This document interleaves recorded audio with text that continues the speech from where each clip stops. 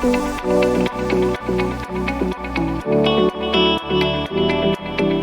it. Okay. Well, look, welcome everybody. I'm very excited to be presenting here today to this audience.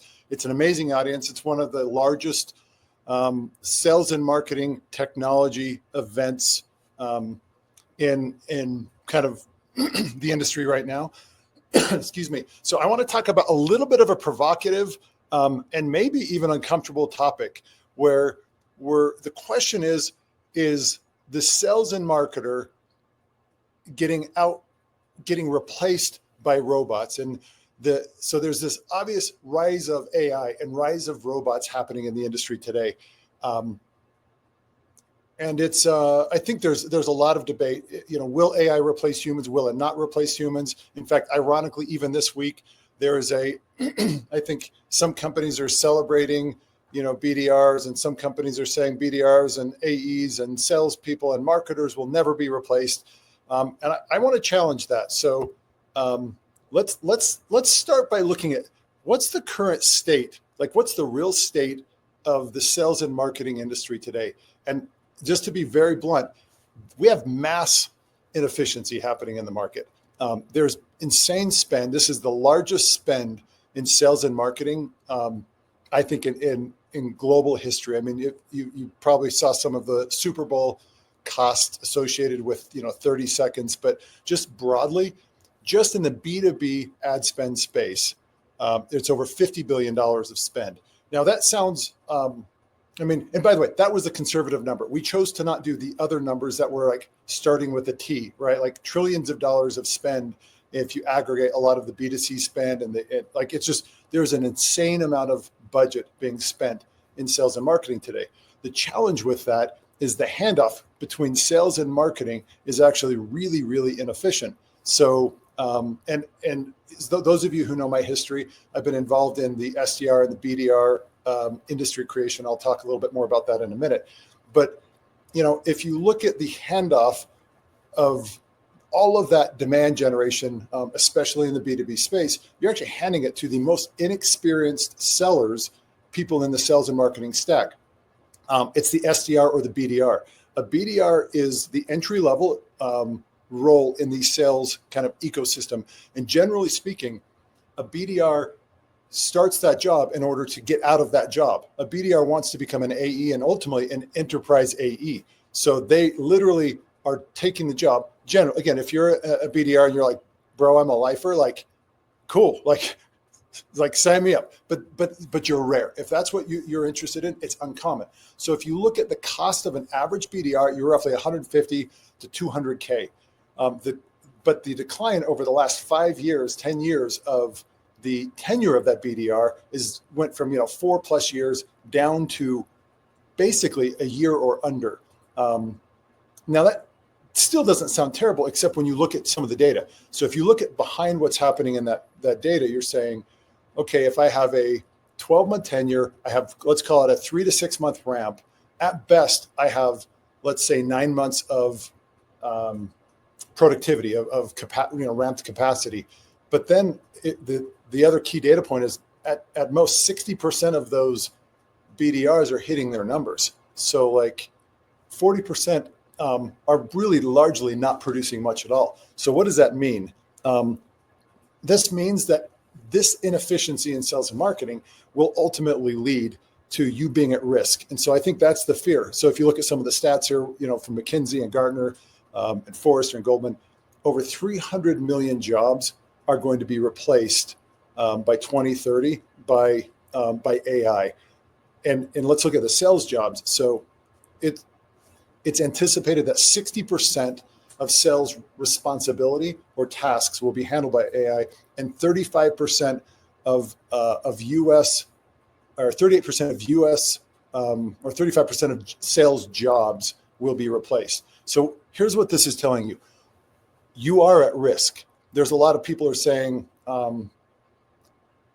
people won't be replaced by AI. Jobs are going to be replaced by AI. There's no question. And so let's look at some of the history of this. So I founded a company 20 years ago called InsideSales.com. We raised a ton of money, and we basically went through a very similar disruption, I would say, in the industry, where sales previous to InsideSales.com was largely done person to person. I mean, it was either telemarketing, which is kind of not considered enterprise sales, excuse me, or it was enterprise sales or field sales. So it was very in person, high touch, high value, meaningful relationships. And we used technology, we used automation to create increased productivity based off of really mostly automation, and we were using some AI and correlation. So many of you on this call will recognize we did a Harvard Business School study where we looked at like how to be better over the phone. And just in essence, if I'm a field sales rep and I'm on the road, I'm in a plane and I'm trying to go do meetings with people, I can do one a day. Maybe if I really schedule things, I can get 2 meetings a day. But oftentimes I'll get 1 or 2 a week, just because of the inherent nature of just being on the road. Well, when we introduced InsideSales.com, we basically facilitated it where people were doing 5+ meetings a day. They were largely done over the phone. And we created this study where it's like, okay, when's the best time to call? We found that if you respond to web leads within like minutes, you are massively more effective than waiting hours or even days. We found things like, I think it was Wednesday and Thursday had something like a 60% higher contact rate if you called then, MQLs versus Monday and Friday and so forth. Again, many of you will recognize this study. Well, Inside Sales, as they went through this transition of going from an in-person sales approach to an automated sales approach using things like Zoom and cadence tools like what Inside Sales helped bring around. Inevitably, a ton of people, we got lots of haters. People said, "Oh, you're ruining the sales industry. You're ruining relationships." But you also have to understand, this was not a sales transition. This is at the same time when social networks were emerging, and people went from a in-person, frankly, higher impact interaction to online interactions. Again, Facebook was created in this sort of time frame.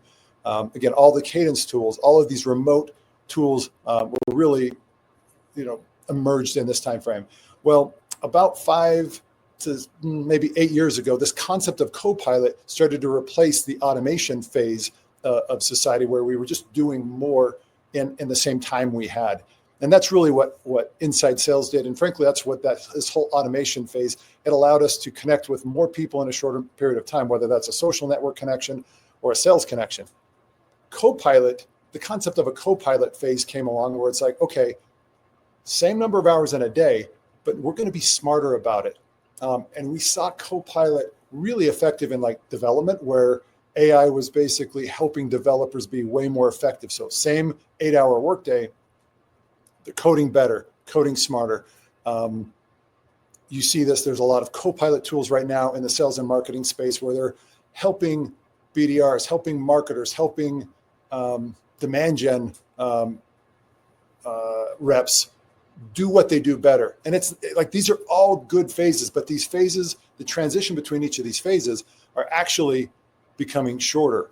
And so we're now entering this new phase of agentic AI, and it really has become a huge buzzword in the last really 30 to 45 days, but it's about 3 months is when it started to really emerge. Satya Nadella, the CEO of Microsoft, came out and really espoused the next phase of humanity is this agentic AI phase. We saw Mark Benioff, he's speaking about it like all over the place, the CEO of Salesforce.com. Jensen Huang, the CEO of NVIDIA. And one of my favorites is a guy named Andrew Ng. I've got a quote where it basically says, AI agents, and I'll explain what these are, will become a part of our daily lives. They will basically give us time that we don't really have today. So agentic AI is a multiplying factor in your life. Automation was, we just were doing way more in a shorter amount of time. The Copilot phase was, we're doing it way smarter. This agentic phase, and again, listen for this. If you don't know this, I mean, most of you probably have heard this term. It'd be hard not to, but watch for this.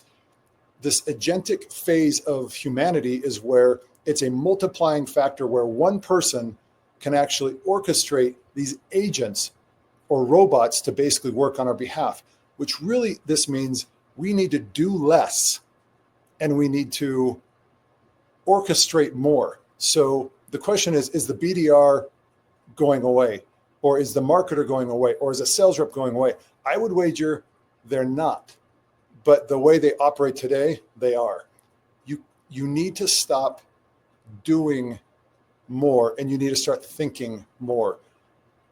The scarce resource in society is going to become our ability to be creative and to think and to orchestrate these agents or these bots or these robots doing more. And so there's really 4 key elements of creating agents on your behalf and orchestrating agents on your behalf. And I stole this from a presentation that Andrew gave about a couple months ago. But it starts with reflection. And it's a circular process. You reflect on a problem that you're trying to automate. So you say, hey, I could automate this process. If you already have an agent, you're going to review the previous prompts. And again, think about agentic AIs where you create a prompt that does things for you. So you reflect on the problem that you want to improve. And then you think about the tools that you can consume. So an example would be, could you create an agent that schedules meetings into your calendar? So a tool could be an API access to your calendar or to your CRM or to your billing system or to your home security system. So think about using prompts or agents to go orchestrate these tasks that you're doing on a more manual basis.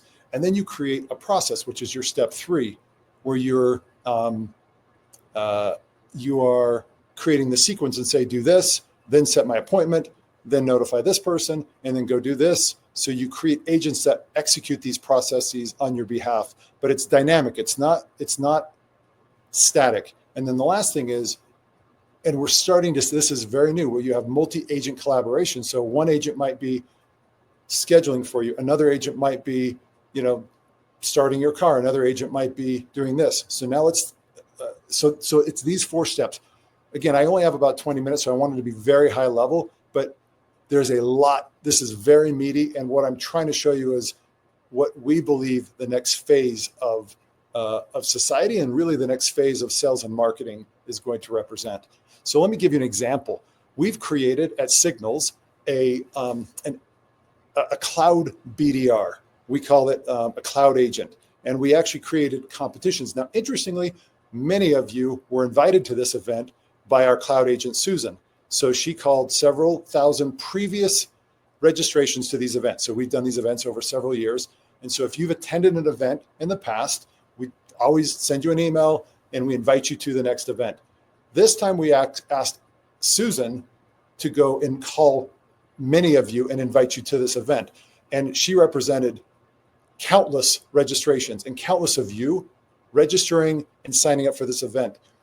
We actually did a competition yesterday between Susan and one of our sales reps. So they both spent 5 hours to invite people and create opportunities and do what a sales rep would do. He generated one opportunity and again, he did other things in that time frame, but really was 5 hours of dialing was able to create one opportunity. Susan, the cloud agent, had 100 conversations, created 3 opportunities, and registered 7 people for the event in that one. And this is in a it was much less than 5 hours. And what was fascinating to me were some of the conversations she had. So she always introduces herself as Susan, a cloud or an AI BDR working for Signals. And then and I'm going to give you an example. We're going to try this here in just a minute, but she always introduces herself, invites people to the event. And then her ability though, to navigate strange situations is far beyond what I think any of us expect. So I've got 4 examples. The first one is she called a person who had a Google Assistant, and typically the Google Assistant's there to filter out people that you don't want to talk to. And I would say she did a great job. But what shocked me is she called the Google Assistant. She gave her spiel, say, this is Susan. I'm an AI agent with Signals, and I'm inviting so-and-so to the RevTech Summit. The Google Assistant said, oh, that's interesting. Let me share this with so-and-so and stand by, and I'll see if he's interested in hearing this. And so she says, great. Excuse me. I'll wait, and I'll wait while you do that. Just let me know. She waits. The agent comes back and says, oh, he's not available right now, but if you can leave me a message, I can pass it on to him. So she says, great, here's the message. We want to invite him. It's tomorrow, blah, blah, blah. It's at this time. These are the speakers. And go to this website if you have more information. So what kind of was weird is we didn't actually train her for that situation. She just figured it out. And the two of them, so we listened to the recording. The two of them had you're talking two agents, no humans, having a very coherent, really, it sounded like two people speaking. It was really fascinating. The second example is she called several front desks and said, again, this is Susan. I'm an AI agent with Signals calling for so-and-so to invite them to the event. And the front desk attendants said, oh, okay, well, hang on a second. Let me look this person up. They look him up and they go through a interaction, then, goes through to the live person. And in one case, invite him to the event. Another case went to the voicemail. But what's interesting is, again, she wasn't necessarily explicitly trained to navigate a front desk and did it very effectively, very respectfully. And so she's doing it in a way that people feel like she's very open and very transparent. She's an AI agent because you don't want to ever be deceptive. Like, I think we want to be very, very open about using these kind of tools. But at the same time, she's